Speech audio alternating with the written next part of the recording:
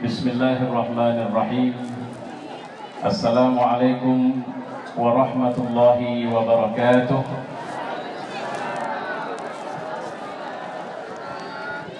Alhamdulillahi rabbil alamin.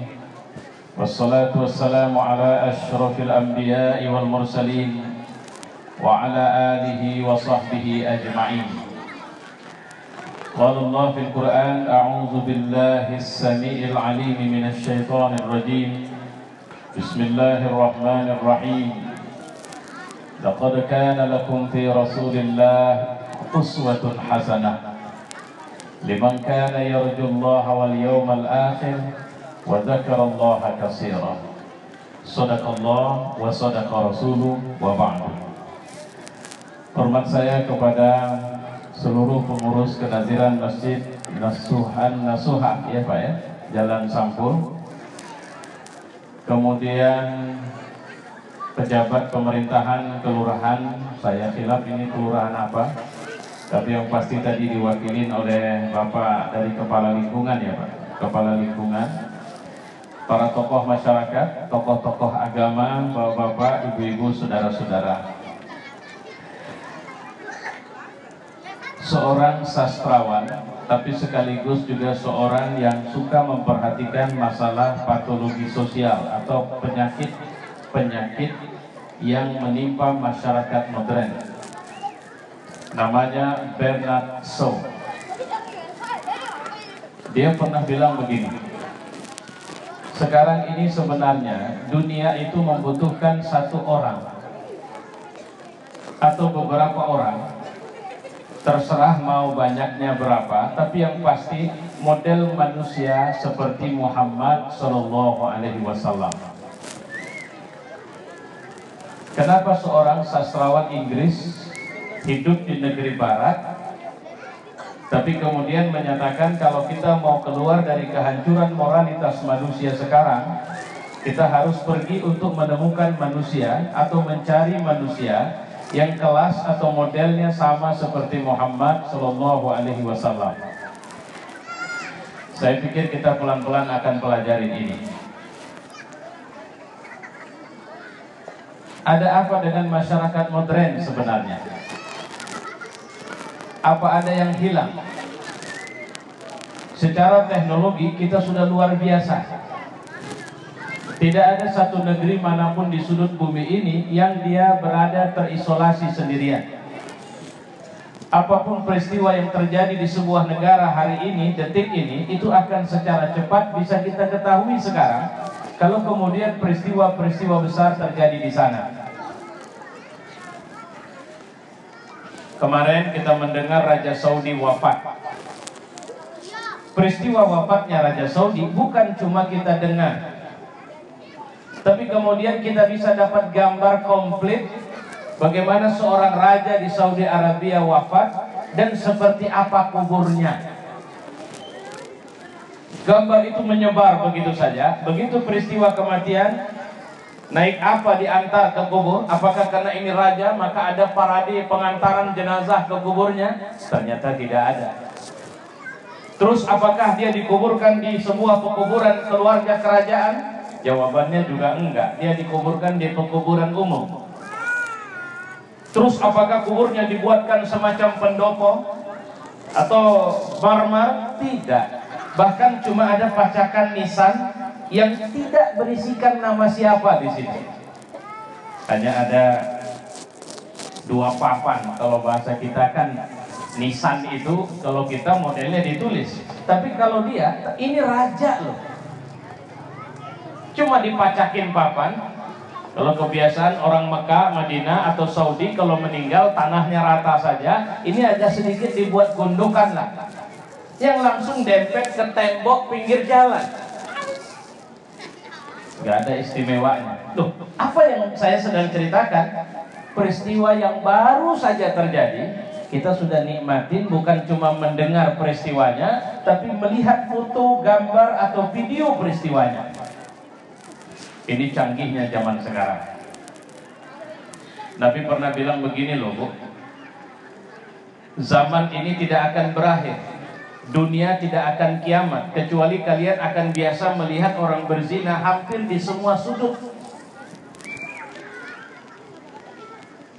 Kalian akan terbiasa melihat orang berzina hampir di semua tempat. Dulu saya baca hadisnya bingung menerjemahkan, tapi kayaknya yang dibilang Nabi sudah terjadi sekarang. Apa yang dimaksud dengan melihat orang berzina hampir di semua tempat? Kita sekarang punya HP. Di dalam HP kita bisa koneksi ke internet.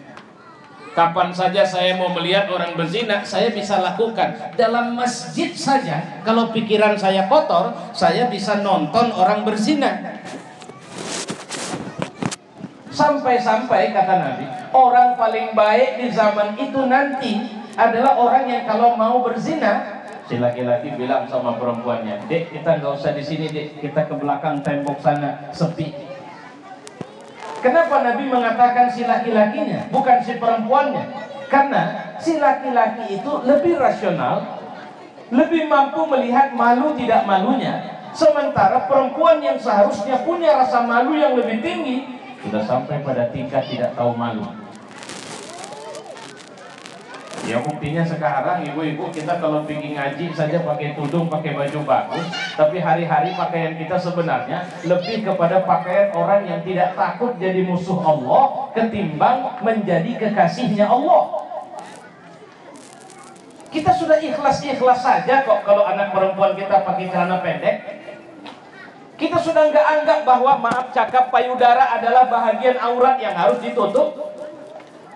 Kita sudah merasa bangga kalau paha anak gadis kita bisa dilihat banyak orang di luar sana. Bahkan, mohon maaf, na'udzubillahi min dzalik, sekarang kita sudah nggak marah lagi kalau anak kita berzina berulang kali.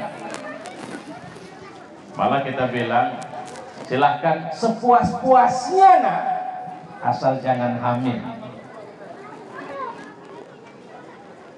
Pernah ibu bilang begitu?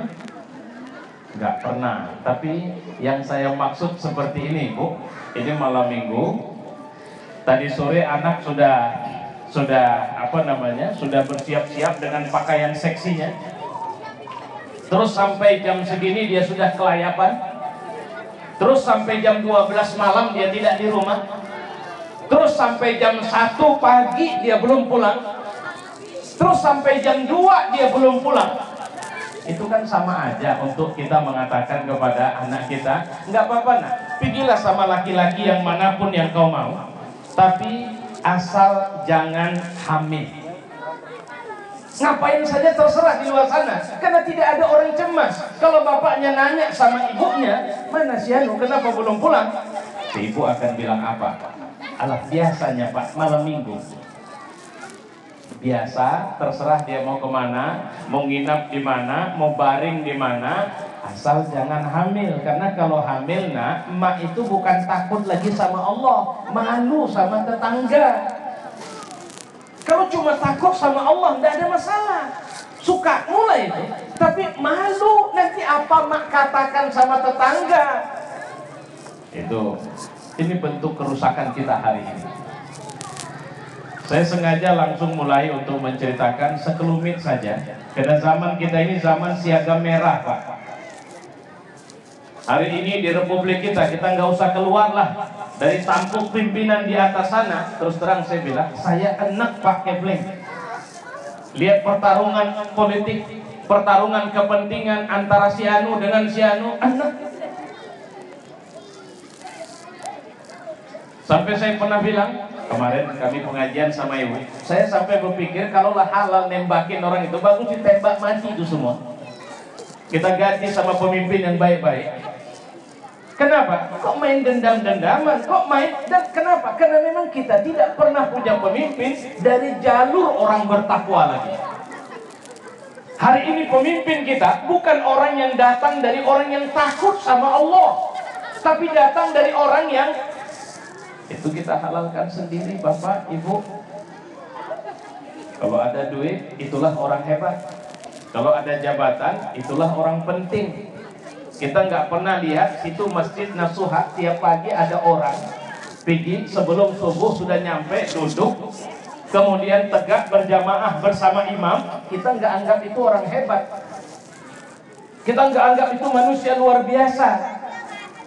Padahal kampung ini Allah tidak melihat kita kecuali seberapa banyak orang yang tunduk kepadanya.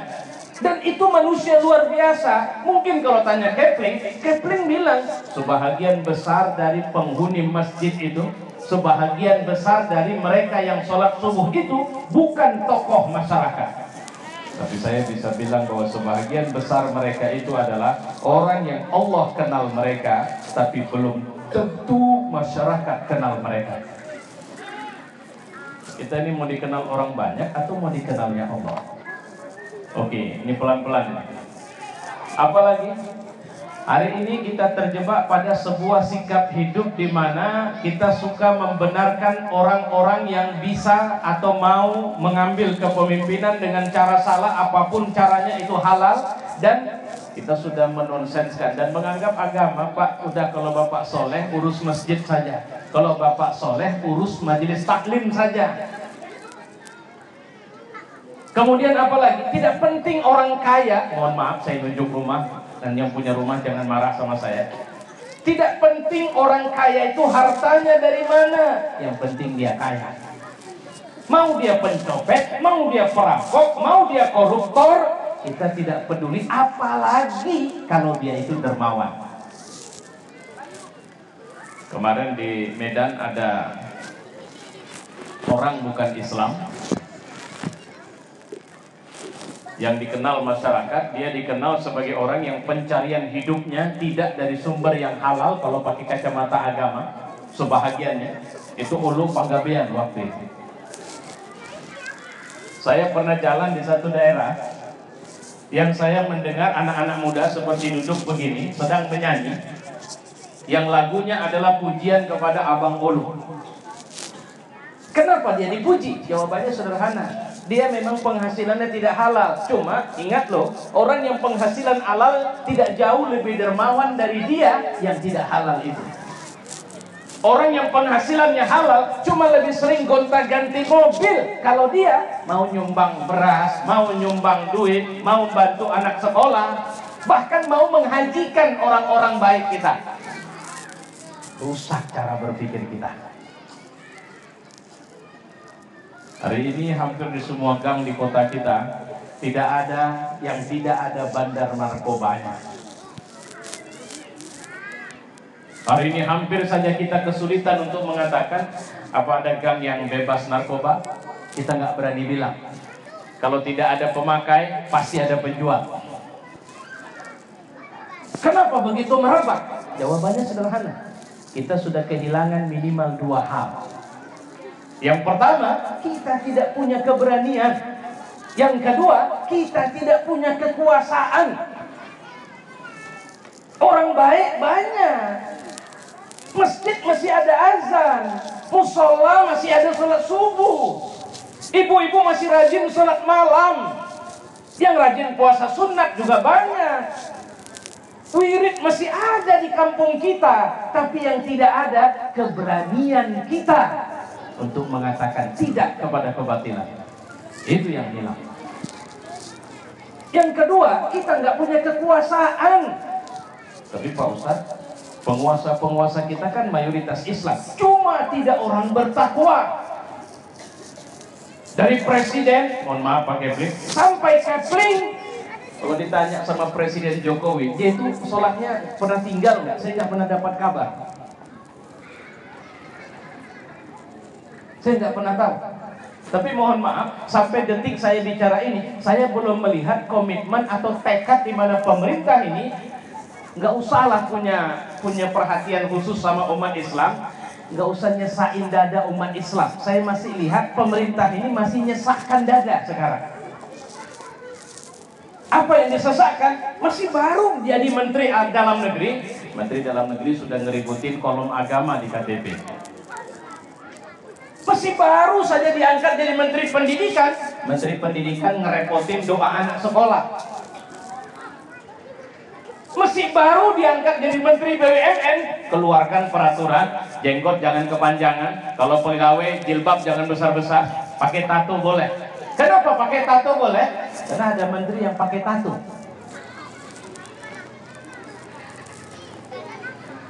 Kemudian apa yang terjadi sama kita? Hilang kekuasaan. Pertama, keberanian. Kenapa kita tidak punya keberanian?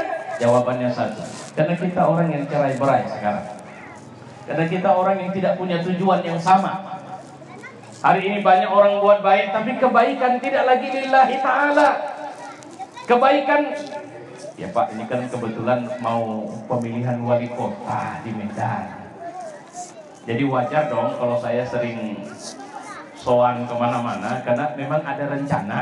Nah, kira-kira begitu. Jadilah saya orang baik yang rajin datangin masjid, yang rajin nyumbang ke sana kemari, tapi karena punya kepentingan.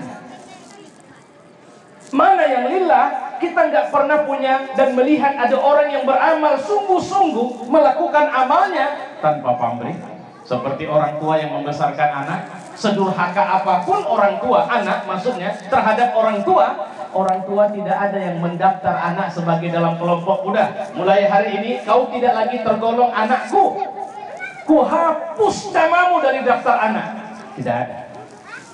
Marahnya orang tua dalam kesendiriannya, dia tetap berdoa kepada Allah agar anaknya tetap jadi anak yang baik. Kita tidak punya kekuasaan. Ada orang soleh, taat, warak, tanda soleh juga nampak di keningnya. Sholat wajib tidak pernah tinggal, sunat tambah, malam tahajud, baca Quran tidak putus, 1 hari 1 juz. Tapi kerjaannya supir seorang direktur perusahaan besar. Si direktur muslim juga, tapi muslim kebalikan. Dugem rajin, main perempuan iya, korupsi juga sering. Nah ini Pak supir ketika Pak direktur mau berangkat bilang begini, ayo Pak jalan kita. Kemana Pak? Dugem. Saya mau bilang sama ibu, kira-kira berani nggak supir itu bilang, saya tidak mau Pak bawa bapak pikir aja sendiri. Kesolehan tanpa kekuasaan tidak berdaya. Kesolehan tanpa keberanian nggak ada gunanya Pak. Bapak tiap hari pergi pulang masuk masjid, ngelewatin orang yang biasa berjudi. Bapak tidak pernah tegur orang berjudi itu nanti besar kepala ya. Ketika Bapak jalan ke masjid, dia nanya, Pak mau kemana? Masjid. Pak bisa titip apa? Doain saya Pak, menang saya kali ini Pak. Kenapa udah stres betul seminggu nggak menang terus? Kenapa dia berani ngomong begitu? Karena tidak ada keberanian kita. Dalam hadis ada satu pernyataan Nabi SAW bahwa setan-setan itu sebenarnya takut sama manusia. Cuma karena manusia takut sama setan, akhirnya setan jadi berani. Kalau misalnya ada kuntilanak di sini, dia sebenarnya takut sama kita. Cuma ketika ketemu kita takut, dia jadi berani. Makanya ketawanya kuntilanak, kabarnya kan agak seperti ketawa takut itu. Artinya apa? Ketika hilang keberanian, maka tidak ada kehebatan umat ini lagi. Lihat sekarang, kita udah nggak punya nyali, tidak punya kekuasaan. Lihat, kalau kita nonton sinetron, ibu perhatikan ini pelan-pelan. Ada satu sinetron di TV, judulnya Islami, isinya sampah semua. Maidah pengen ke Mekah. Kalau kita orang bodoh berpikir, Maidah yang pengen ke Mekah, mau ngapain dia ke Mekah? Mau naik haji. Nggak mungkin Maidah mau pengen ke Mekah, mau jualan lontong. Tapi mau naik haji. Baik, sekarang Maidah pengen ke Mekah. Harusnya siapa yang berperan sebagai peran utama dalam sinetron itu? Maidah. Tapi sekarang siapa peran utamanya? Si Ocit, si Korek, si Zaki, sama siapa lagi? Si Wakwau. Terus dari judul itu saja, Maidah pengen ke Mekah. Lantas ke Mekah ngapain? Naik haji. Seharusnya sinetron itu bisa merangsang kita untuk jadi pengen naik haji. Cuma yang dimunculkan Hajah Ida. Gimana profil Hajah Ida dalam sinetron itu? Medit, pelit, kurang ajar, selalu nebar fitnah ke sana kemari. selalu menunjukkan rasa tidak suka sama orang yang bisa lebih besar dari dia. Kira-kira nonton sinetron begini, kita jadi pengen naik haji atau enggak? Yang muncul haji kurang ajar. Kenapa begitu? Big question. Kita pindah ke sinetron lain. Tukang bubur naik haji. Tukang buburnya dibunuh, nggak tahu kemana matinya sekarang. Tapi sinetronnya jalan terus.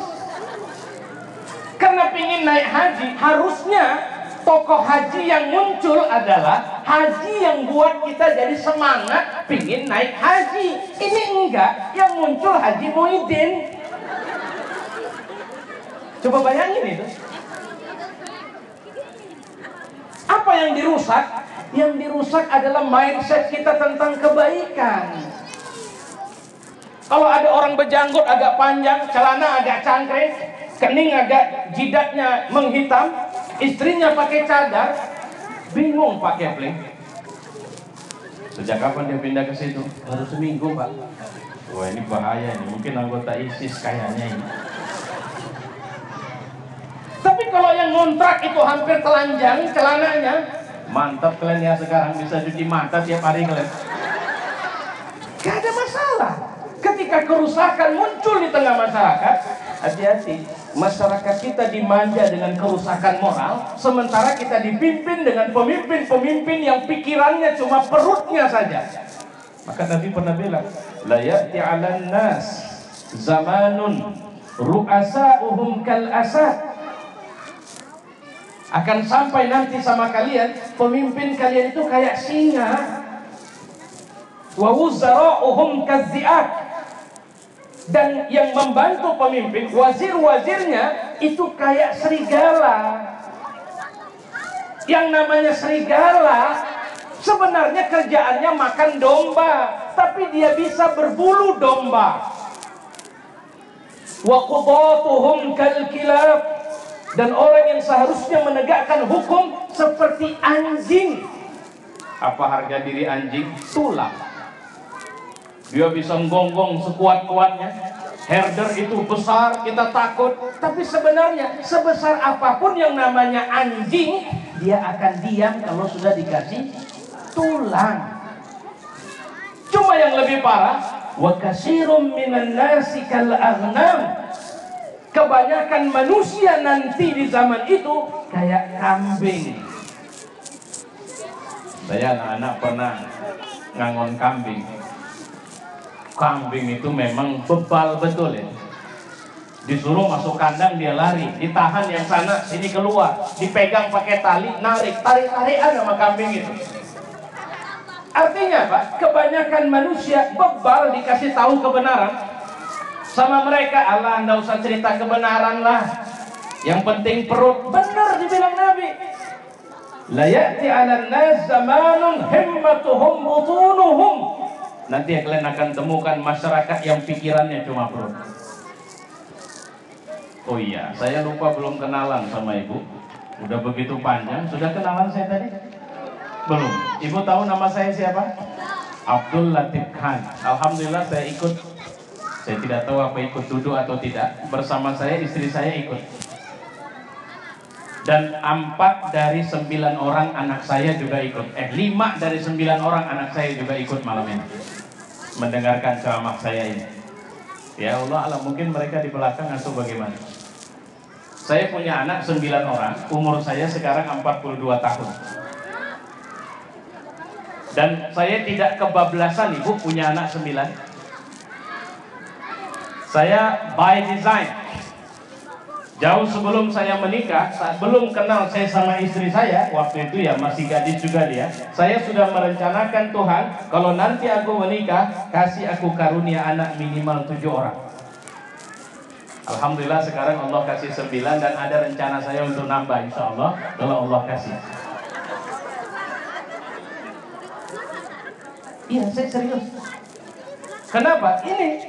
Ini yang mau saya bilang, la ya'ti 'alan nas zamanun himmatuhum butunuhum. Akan sampai satu zaman di antara kalian nanti orang-orang yang gerak berpikirnya, perbuatannya cuma didukung oleh apa maunya perutnya saja. Anak itu rezeki enggak? Anak rezeki enggak? Berani bilang anak rezeki enggak? Anak itu rezeki enggak? Rezeki. Kenapa tidak berani punya anak sekarang? Banyak. Kenapa cuma membatasi 2, 3? Kalau 5 sudah kebanyakan. Kita sering sekali menerima rezeki dengan pendekatan menerima beban. Kita lupa bahwa Allah berulang-ulang dalam Quran mengatakan, nahnu narzuquhum wa iyyakum. Rezeki mereka urusanku, rezekimu urusanku. Coba ingat, berapa saudara kandung kalian? Saya lahir dari 9 bersaudara. Kami lahir dari rahim orang tua yang sama. Kami makan nasi dari nasi orang tua yang sama. Kami disulang oleh orang tua yang sama. Kami besar di rumah yang bersama. Kami dibesarkan oleh orang tua kami. Tapi setelah kami sendiri dan punya anak, ternyata rezeki kami tidak sama. Ada berapa banyak orang tua yang kemudian dia menginginkan anaknya harus menjadi A, tapi Allah menetapkan menjadi B. Itu urusan Allah. Kenapa saya berpikir anak harus banyak? Kita di Indonesia, menurut saya, mohon maaf Pak Kepling dan pejabat-pejabat yang lain, saya cuma pandang dari cara pandang agama yang saya pahami. Nanti kalau Bapak Ibu merasa ini tak cocok, marahi saya, atau tegur saya, atau berikan masukan pendapat yang bisa merubah pandangan saya. Pertama, saya mengatakan pemerintah Republik Indonesia tidak jujur ketika mengatakan anak cukup 2 saja. Tidak jujur itu. Dan propaganda mengatakan anak cukup 2, itu adalah propaganda yang menyesatkan secara syariat. Apa karena saya sudah punya anak banyak? Bukan itu masalahnya. Jadi apa masalahnya? Karena saya tidak pernah melihat bahwa memiliki anak sedikit itu didukung oleh syariat. Apa dalil yang membuat seorang perempuan tidak mau lagi punya anak? Apa dalil yang membenarkannya? Kalau dia tidak mau lagi punya anak karena dia wanita karir, siapa yang menyuruhmu untuk bekerja di luar sana? Kalau dia tidak mau lagi punya anak karena sebab dia ingin tetap cantik, kita tunggu sampai umurmu 70 tahun. Masih cantik enggak kau? Kalau dia tidak punya anak lagi karena khawatir dan repot ngurusin anak, lantas apa yang kau pahami dari sebuah pernikahan sebenarnya? Sementara Islam dan Nabi kita mengatakan, perbanyak jumlah generasi kalian, karena aku bangga dengan jumlah kalian yang banyak. Dan apa yang membuat kita tidak berani punya anak banyak? Suami saya cuma pedagang es keliling. Suami saya cuma jual roti, Pak Ustaz, cuma tukang beca. Penghasilan satu hari paling 20 sampai 50 ribu. Gak berani dong saya punya anak banyak. Loh, siapa yang bilang bahwa rezeki anakmu tergantung rezeki penghasilan suamimu? Ini persoalan akidah ya. Dulu waktu saya SD, diajarin itu sama guru. Indonesia sudah mau tenggelam. Pulau Jawa itu mau tenggelam karena banyaknya penduduk. Lebih 2/3 rakyat Indonesia ada di sana. Terus ada iklan kemarin. Mau bagaimana kita kalau ledakan penduduk begitu luar biasa, sementara ketersediaan sumber daya alam? Bapak Ibu, kita belajar dari nyamuk yuk. Nyamuk itu tidak kayak tikus, atau nyamuk tidak kayak ayam. Ayam dipelihara, dirawat, dibunuh. Maksud dibunuh, dimasak. Nyamuk tidak pernah ada satu manusia yang membudidayakan nyamuk. Yang ada membudidayakan obat anti nyamuk. Cari yang paling canggih. Tapi saya mau tanya, di negeri mana nyamuk yang sudah musnah? Artinya apa? Rezeki nyamuk tetap dikasih Allah. Itu kalau bicara itu. Dan tidak ada satu ayat pun dalam Quran yang saya baca, silahkan beranak pinaklah kalian, tapi tolong ya jangan banyak-banyak. Kenapa? Karena makanan yang disediakan sama kalian itu nggak banyak. Beras saja udah mulai mau habis, minyak sudah mulai mau habis. Jadi tolong ya, jangan banyak-banyak anak. Nggak ada. Maka saya bilang kita akibat terlalu percaya, dan sekarang kita lihat Indonesia jumlah umat Islam sekarang terus menerus menurun.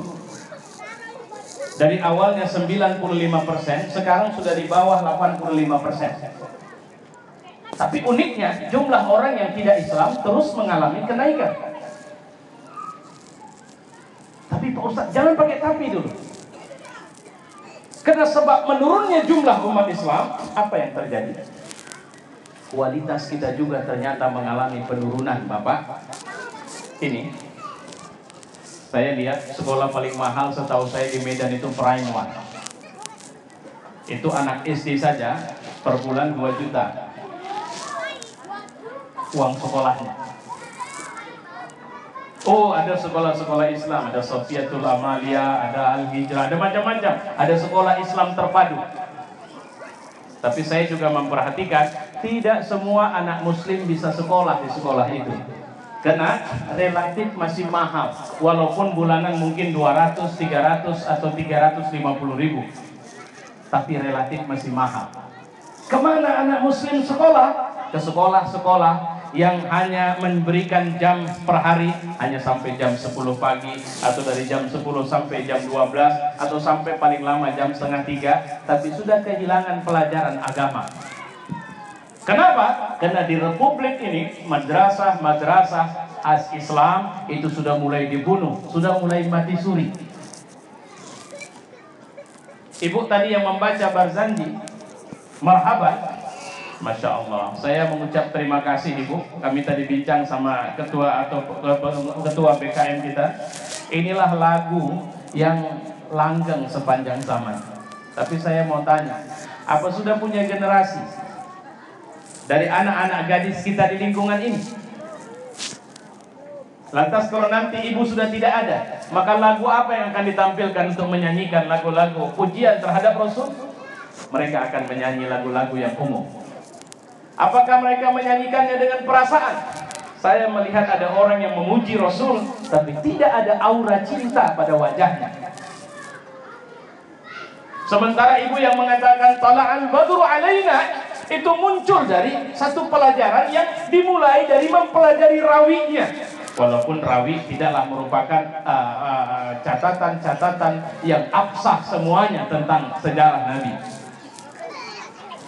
Apa yang terjadi sama kita? Hati-hati Ibu.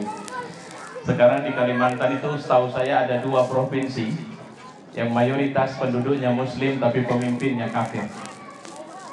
Jakarta sekarang itu daerah muslim dipimpin orang kafir itu.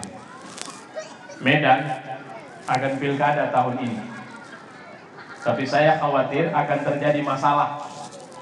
Karena 5 tahun yang lalu ketika Sofyan Tan yang jelas bukan muslim itu mencalonkan diri menjadi calon wali kota, ingat nggak Bapak? Ada ustadz pakai jubah jadi pendukungnya di belakang.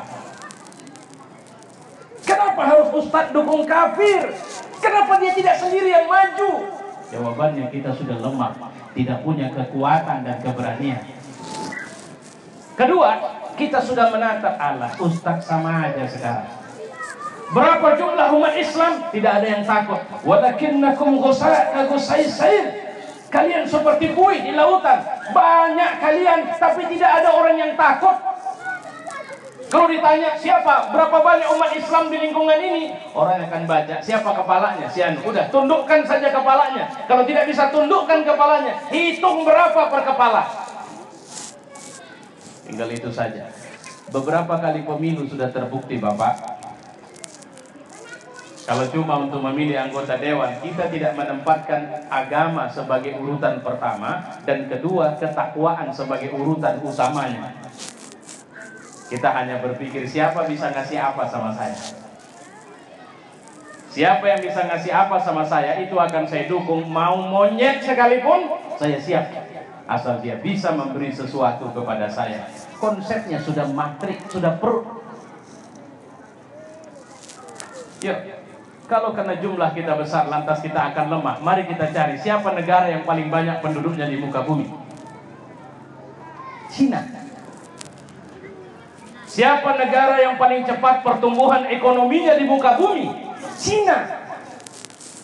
Setelah Cina, negara mana yang paling besar penduduknya? India. India menyusul, ekonominya sedang berkembang pesat di bawah Cina. Amerika juga negara besar penduduknya, dan dia menjadi negara kuat secara militer. Ayo, coba carikan sama saya negara yang jumlah penduduknya besar, tapi mereka bangkrut. Kayaknya Indonesia adalah negara muslim terbesar di muka bumi, tapi harga kita masih jauh lebih lemah dari Malaysia yang jumlah penduduknya paling hebat, 20 jutaan. Kenapa? Karena kita kehilangan kualitas. Kenapa? Karena hari-hari kita sudah disibukkan dengan urusan perut. Kenapa? Karena acara-acara televisi kita hanya acara yang memanjakan syahwat kita. Kenapa? Karena orang besar tidak dibentuk lagi oleh adanya pengorbanan, adanya kesungguhan, adanya kecerdasan, adanya ketakwaan.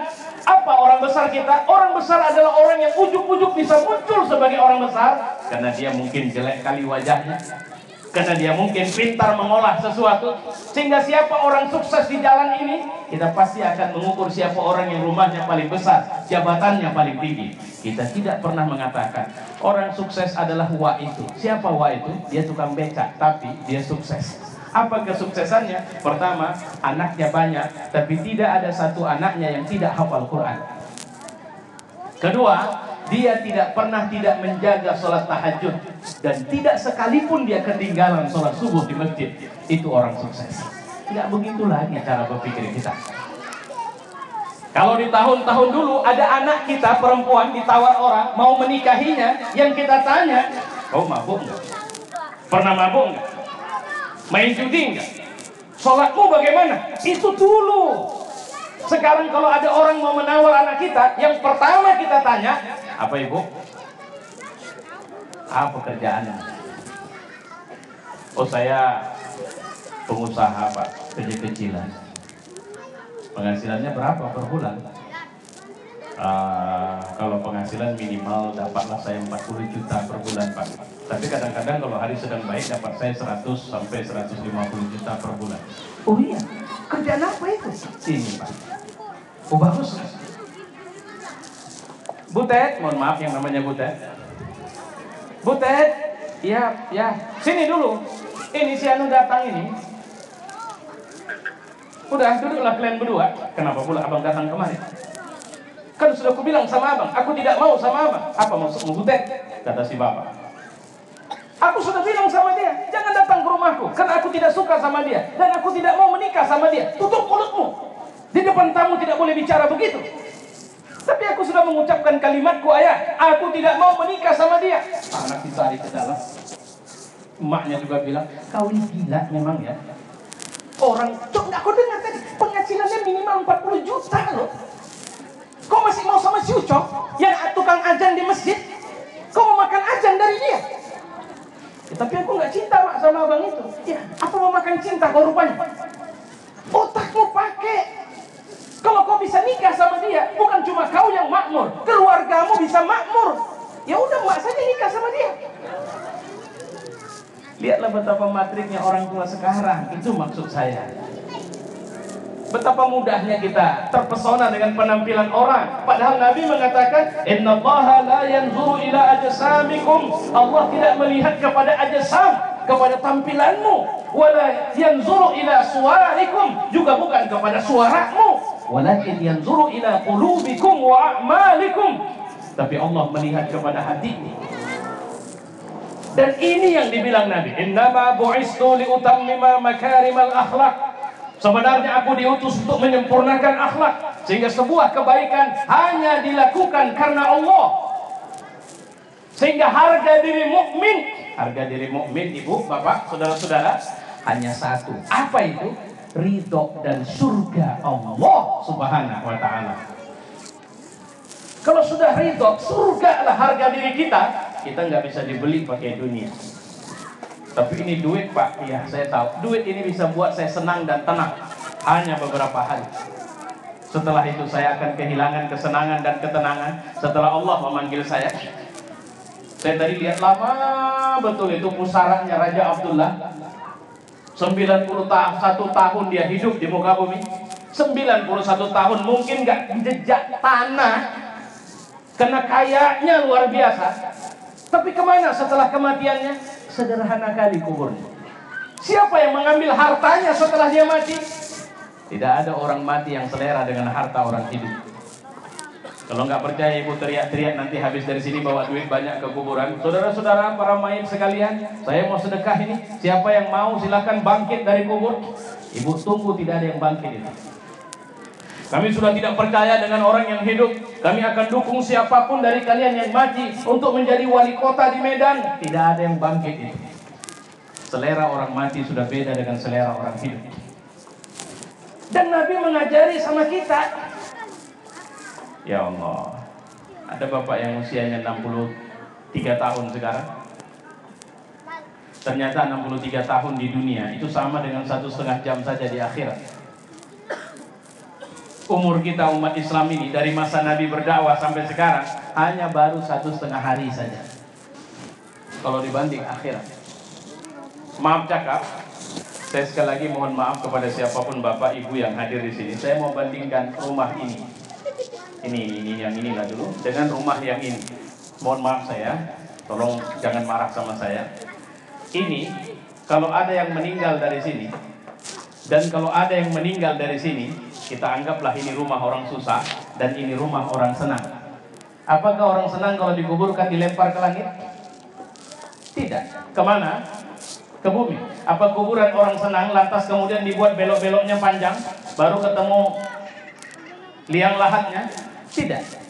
Ternyata model kuburan itu sama saja, mau kaya, mau miskin, mau laki-laki, mau perempuan, mau tua, mau muda, di hadapan Allah tidak ada beda. Mau raja, mau rakyat, mau cantik, mau jelek, sama. Tidak ada orang yang cantik luar biasa kayak kuntilanak sekalipun kalau buang angin lantas wangi. Tidak ada. Sama baunya. Tidak ada lantas orang. Bapak bisa bedakan kalau ada kotoran manusia di sini.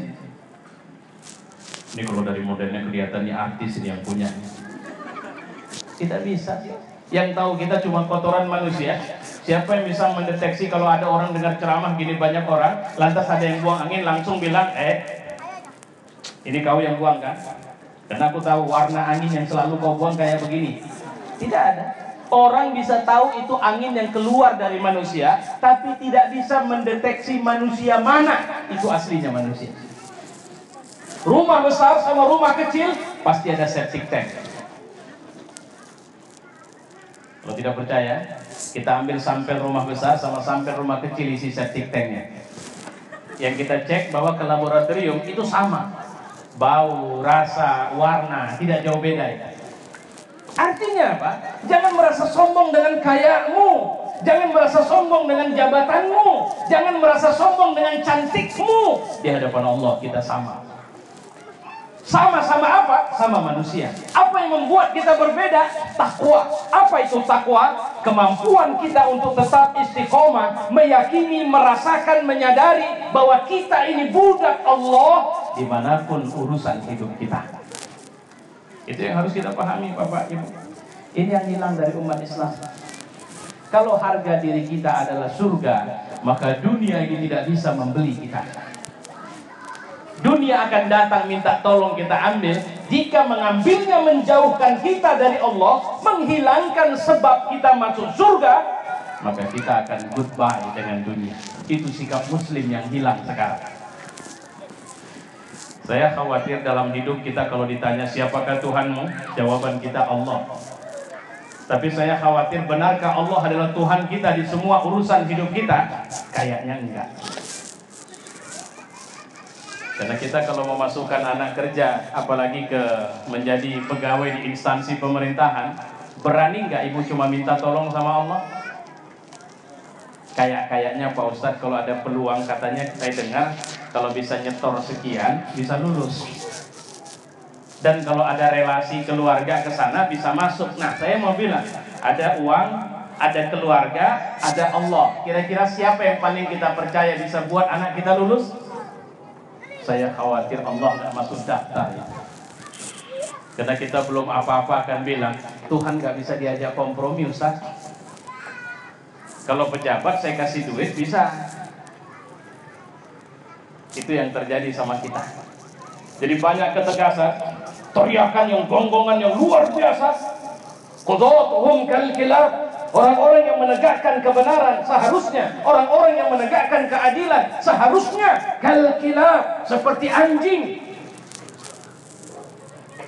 Apa yang dimaksud seperti anjing? Yang gonggong terus. Kapan berhenti gonggong? Oh, kasih tulang. Kita kehilangan kemampuan kita menjadi muslim yang benar hari ini. Kalau mungkin ada yang dengar, ada teman kita pemakai narkoba, bandar narkoba. Kalaupun dengar, saya sering mengatakan, jangan musuhi mereka.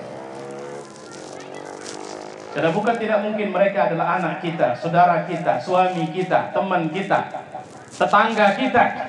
Apa yang harus kita lakukan kalau mereka seperti itu? Selamatkan mereka. Bagaimana Pak Ustadz cara nyelamatinnya? Sementara mereka saja sudah. Nah itu, kita harus membangun kekuatan kita untuk menyelamatkan saudara-saudara kita. Caranya gimana? Kalau di sini ada orang pacaran berdua, duduk ibu. Nanti kalau udah lepas ini duduk, tempat gelap. Ibu jangan marah-marah. Kalau duduknya di situ, ibu ambil kursi duduk di sini. Terus ngapain nih? Ibu nyanyi aja lagu Bila Israel. Agak kuat saja diarahkan ke sana. Percayalah, setan nggak bisa tenang kalau dengar nyanyi-nyanyi yang kayak begitu. Nggak mempan, ibu balik lagi masuk bawa Yasin, bacakan surat Yasin. Nggak usah diganggu. Nah, teman-teman kita yang narkobaan tadi, yang pengedar lah yang paling utama. Kita datang aja ke rumahnya, assalamualaikum. Nggak mempan juga, kita baikin, doakan sakit parah. Pas dia sakit parah, kita datang. Itu yang dibuat oleh saudara-saudara kita di London, Pak. Saya baru baca satu artikel, ada orang yang tiap hari kerjanya maki-maki Islam saja.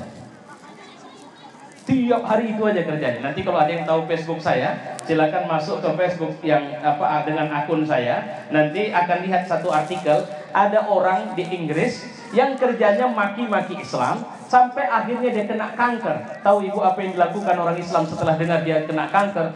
Tiap hari berduyun-duyun orang Islam datang menjenguk dia sakit. Ini yang dimaksud dengan akhlak. Oke? Saya pikir ini aja yang bisa saya sampaikan. Kenapa? Karena saya lihat ada ibu-ibu yang mulai aneh melihat saya dari tadi. Ada sekitar 5 menit terakhir lah ya. Nengoknya udah mulai begini, meram, seperti nakut-nakutin saya. Ya. Jadi saya kira itu saja yang bisa saya sampaikan. Alhamdulillah, inilah pelajaran kita malam ini. Insya Allah Allah memberi berkah bagi pertemuan kita, meridhai kita, mendekatkan kita, dan menjadikan kita satu hari kelak sebagai hambanya yang masuk ke dalam surganya tanpa harus melalui nerakanya. Amin ya rabbal alamin. Mari kita tutup sama-sama dengan doa.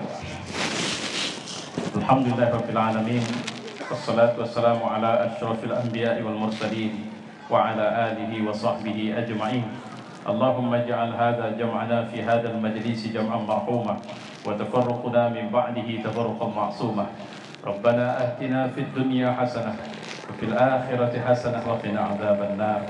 Wa sallallahu wasallam ala Muhammad wa ala alihi wa sahbihi ajma'in. Walhamdulillahi rabbil alamin. Taqabbalallahu minkum. Wassalamualaikum warahmatullahi wabarakatuh.